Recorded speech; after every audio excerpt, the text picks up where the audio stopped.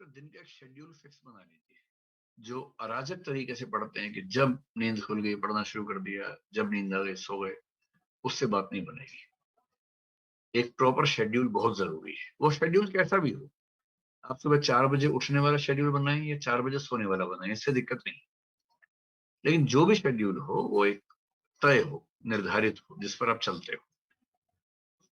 Schedule ऐसा बनाइए कि पढ़ाई का उसमें कम से कम 6-7 घंटे। और अगर आप 6 महीने से पढ़ रहे हैं, केवल पढ़ाई करते हैं, कोई नौकरी वगैरह नहीं करते हैं, तो कोशिश करनी चाहिए कि लगभग 10 से 12 घंटे पढ़ाई आपकी हो। अगर आप 12 घंटे रोज पढ़ते हैं तो भी महीने की एवरेज आपकी 9.5-10 घंटे आएगी, क्योंकि महीने में 3-4-5 दिन ऐसे निकलेंगे जब आप नहीं पढ़ पाएंगे।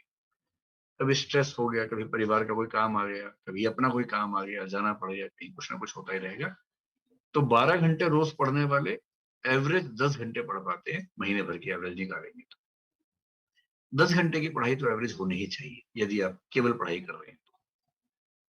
अब इस 10 घंटे को डिवाइड कैसे करना है, क्योंकि संकट ये भी तो है ना कि जो आज पढ़ा कल भूल जाएंगे, कल तो याद रहेगा नहीं वो सारा। जो अनावश्यक चीजें हैं उसमें टाइम एकदम वेस्ट नहीं करना है। जैसे अगर आप अखबार पढ़ने में 3 घंटे लगा रहे हैं तो आप टाइम वेस्ट कर रहे हैं। इतना टाइम है नहीं आपके पास कि आप 3 घंटे अखबार पढ़ें, वो भी हिंदी वाले अखबार जिसमें कंटेंट उतना रिच नहीं है कि आपको बहुत फायदा मिलेगा। तो मेरी सलाह ये है कि करंट अफेयर्स के लिए दिन में 1-1.5 घंटा रखिए, अखबार सहित। अखबार पढ़ने का शौक है तो पढ़ना चाहिए, लेकिन इस भाव से मत पढ़िए कि इससे आईएएस बन जाएंगे। उसके बाद दिन में आधा घंटा कम से कम रखिए लिखने का। रोज लिखिए आधा घंटा। कभी कभी केवल स्पीड बढ़ाने के लिए लिखिए, जिसमें कंटेंट की क्वालिटी पे बहुत ध्यान मत दीजिए। कभी कभी कंटेंट की प्रेजेंटेशन कैसे करनी है उस पर आधा घंटा काम कीजिए। कभी कभी टाइम मैनेजमेंट करते हुए एक मुश्किल प्रश्न का उत्तर कैसे लिखना है उसी पर आंसर राइटिंग के फॉर्मेट का अभ्यास कीजिए।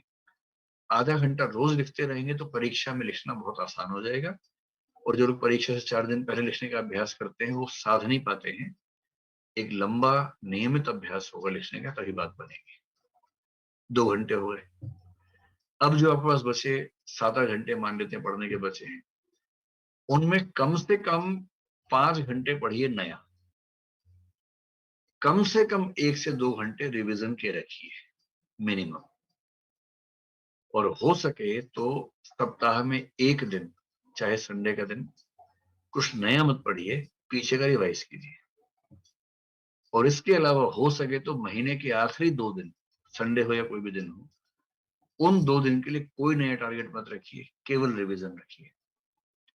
मनोविज्ञान का बहुत सामान्य नियम है कि यदि आपने किसी कंटेंट को 3 बार ठीक से रिवाइज कर लिया तो वो आपकी मेमोरी में स्थायी हो जाएगा। जैसे आपने 3 तारीख को कुछ पढ़ा, तो 3 तारीख को जो पढ़ा है उसकी एक रिवीजन 3 या 4 तारीख को ही हो जानी चाहिए, जो डेली टाइम आप करते हैं। उसकी अगली रिवीजन उस सप्ताह के अंत में हो जानी चाहिए, संडे के दिन कर लीजिए, तो वो आपकी एक वीकली रिवीजन हो गई।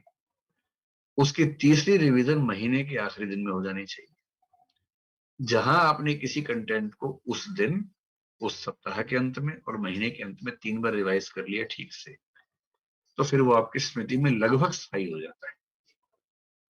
इतना स्थायी है कि एग्जाम से पहले उसको जैसे देखेंगे आपको याद आ जाए। उतना ही चाहिए परीक्षा के। तो टाइम मैनेजमेंट का एक मोटा मोटा खाका मैंने आपको बता दिया। एक तो शेड्यूल बनाइए, एनुअल, मंथली, डेली, कि पूरे साल का टारगेट ये है। साल के टारगेट को महीने में बांट के देखेंगे तो जनवरी में ये, फरवरी में ये, मार्च में ये, मोटा मोटा क्लासिफिकेशन कर लीजिए। फिर महीने का टारगेट ध्यान में रखते हुए डेली टारगेट बना लीजिए कि आज मुझे इतना पढ़ लेना है।